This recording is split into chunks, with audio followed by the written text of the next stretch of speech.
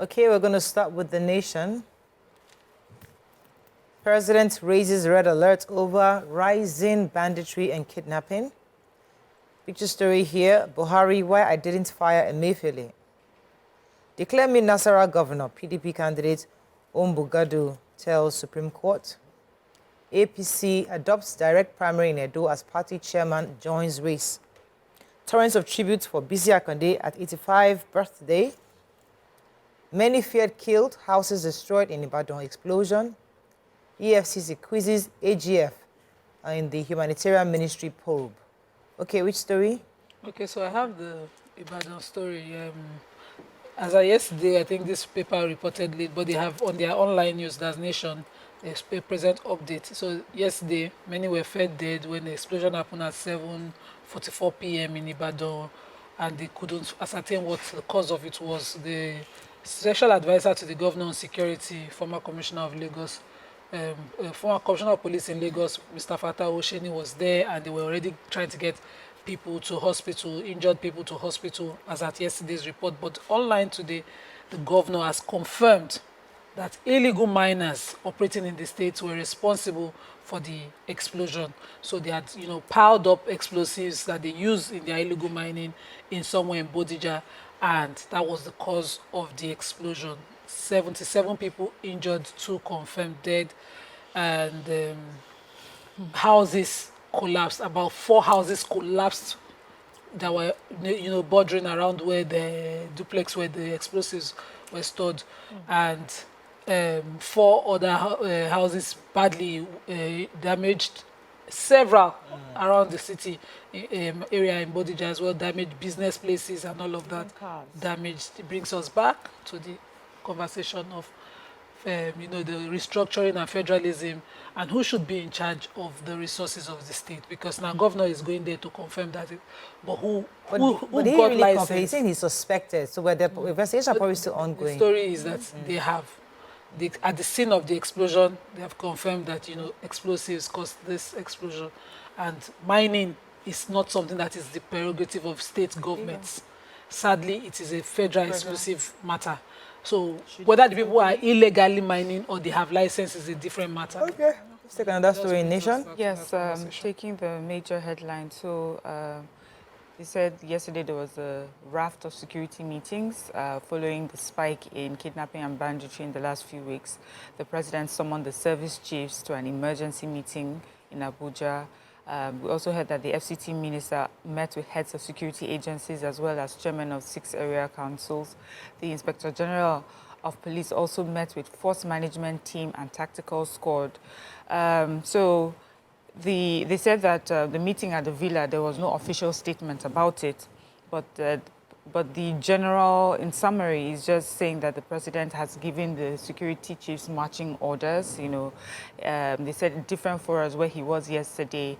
He explained that this is something that he's that he's working seriously on. It's important.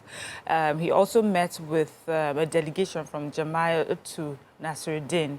So this is an Islamic movement, and he came to the State House in Abuja, and according to the statement by the special advisor on media and publicity, the president said security agencies were addressing security challenges, and then he says there's no weapon against poverty that is as potent as learning. So in summary, he talked about pushing for education. We'll fight insecurity as well as making sure that our children are properly educated.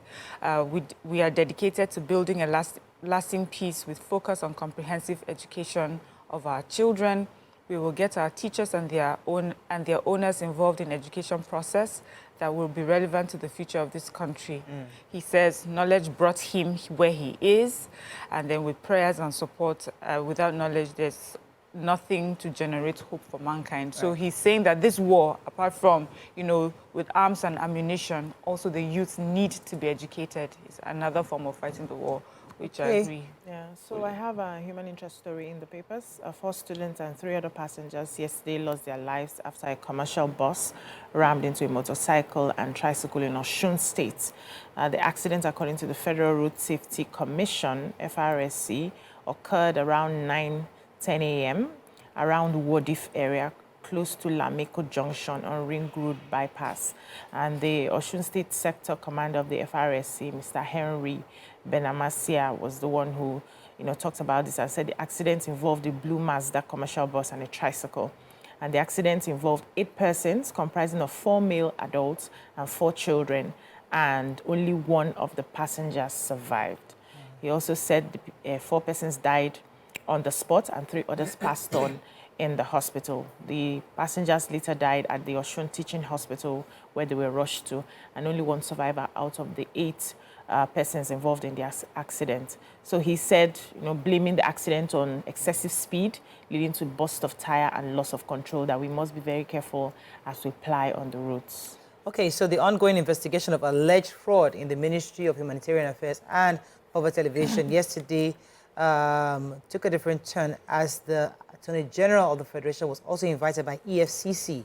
That's Mrs. Mayedin, that's Oluwatoyin Mayedin. She was asked to clarify allegations also on the withdrawal of 3 billion naira from the COVID-19 dedicated account for some projects in the same ministry. She was asked to provide documents to even show the modus operandi of approving budget to be transferred to private accounts. According to her, they asked her to explain details on all the various procedure to request for disbursement of funds from the ministry to private accounts. She also asked to make relevant letters and circulars available to investigators as the documentations and the process generally within the ministry. Okay, moving on now to the Punch. Abduction epidemic, anti-corruption, anti-kidnapping protest holds in Abuja today as 10 suspects arrested. FG saves 8 trillion naira from subsidy removal, forex reform, says Tinubu's panel. Refinery Dangote investors gain 1.2 trillion naira. Naira plunges to 1,300 naira to the dollar at parallel market. Picture story here, many fear dead as massive explosion rocks Ibadan. Okay, which story in Punch? Just a very short one. So following the announcement of refining and commencement of production of diesel and aviation fuel by the Dangote refinery, the Punch reports that investors in the stock of equity investors in the stock of companies under the Dangote group have gained 1.2 trillion during the 2 trading sessions of this week alone. And some of the subsidiary companies are Dangote Cement, Dangote Sugar Refinery, NASCON Allied Industries, and several other. And so they've seen a spike, of course, in their stock. Okay, let's see one more story before we go. Let's go on a break. When we come back, we'll continue with our review. Stay with us. We'll be right back.